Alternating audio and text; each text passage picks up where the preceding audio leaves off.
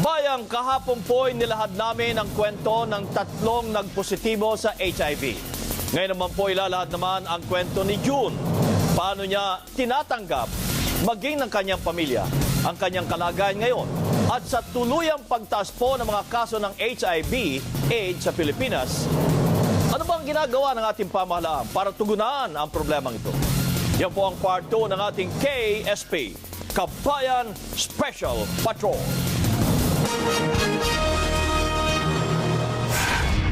Siyempre, na-shock, parang na-destroy yung mga pangarap.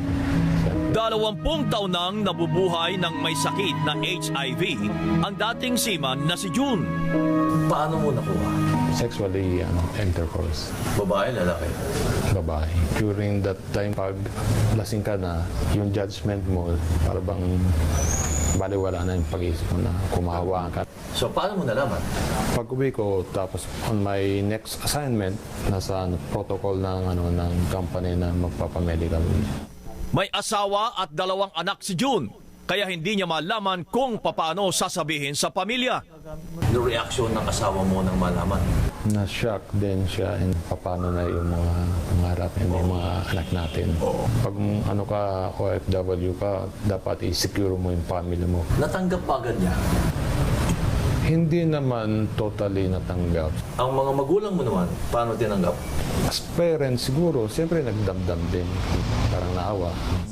Ayon kay Catino Ramirez, Vice President ng Positive Action Foundation Philippines Incorporated o PAFP, isang NGO na pinupundahan ng Global Fund at tumutulong sa mga taong may HIV na mahalagang masasandalan nila ang kanilang pamilya sa pagharap ng hamon ng kanilang sakit.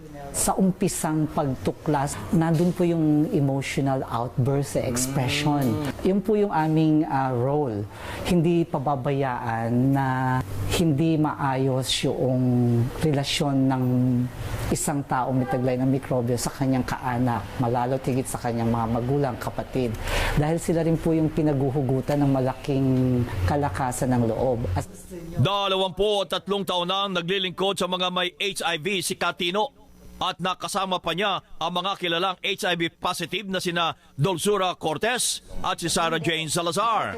Pero magmula sa panahon ni na Sarah Jane at Dulzura, tila humina na ang kampanya sa pagpapalaganap ng impormasyon tungkol sa HIV/AIDS. Hindi pa rin po ganun kadaling basagin ang mga pangunawa at pagtanggap nila. Pag HIV positive, maski po kayo makipagkamayan, makipag-usap, magbeso-beso, gumamit ng baso, wala pong pagkakataon na ito ay makapag-infect. Ang awareness, I think, hindi naman po nawala, subalit hindi natin na-sustain. Certain populations lang ang at risk. Among yung populations na yun, nandun yung programa ng DOH. Hindi siya maingay na campaign, pero isa siyang consistent na campaign among groups na may HIV. Isa sa mga sinistrengthen namin ay yung mga social hygiene clinics para nga magkaroon ng access to HIV testing ang Pilipino. Ang Klinika Bernardo sa Quezon City ang siyang unang accredited na satellite testing center sa bansa. Kahit sino po pwede magpa-testing. Kasi ang isang HIV minsan minsan hindi niya alam na infected siya, makakahawa siya ng makakahawa.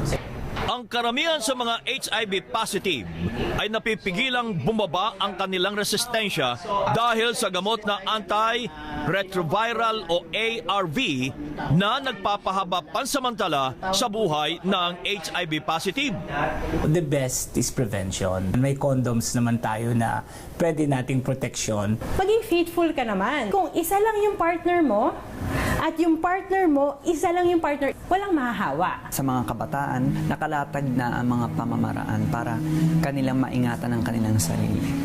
Responsibilidad na lamang ang kanilang dapat gawin. Pag sexually active po sila, magpapa-HIV testing po on a regular basis. Kilalanin po nila yung partner nila. Maipapayo ko lang ay protektahan nila ang sarili. Hindi lang yung sarili, kundi ang kanilang pamilya rin.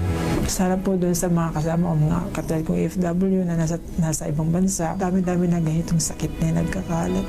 Iingatan na lang po lagi nila ang sarili nila. Baka po DOH, kinakailangan maingay ang ating kampanya. At ayon pa rin po sa DOH, umabot sa 1,541 ang bilang po ng mga kabataang nasa edad. Ito ang edad 15 years old hanggang 24 years old. 24 ang naitalang positibo sa HIV noong nakarang taon. Panawagan po ng mga NGOs at ng Department of Health na kung kayo ay may duda na meron kayong HIV, huwag pong mag-atubiling magpasuri sa mga treatment hubs na meron na rin sa iba't ibang lugar sa bansa.